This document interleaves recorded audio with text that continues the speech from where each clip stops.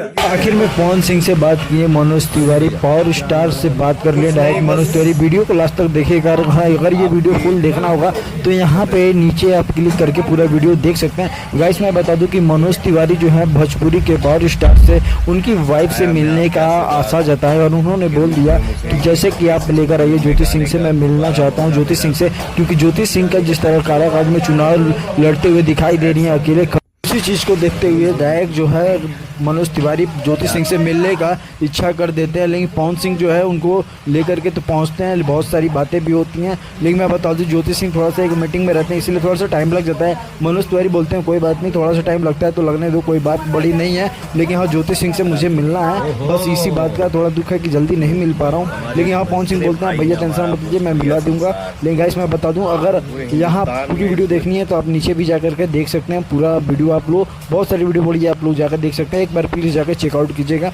बाकी आप लोग चैनल पे न्यू हो, चैनल को सब्सक्राइब कर लो, बेल आइकन को दबा लीजिए। भोजपुरी से रिलेटेड यहाँ पे खबरें मिलती रहती हैं।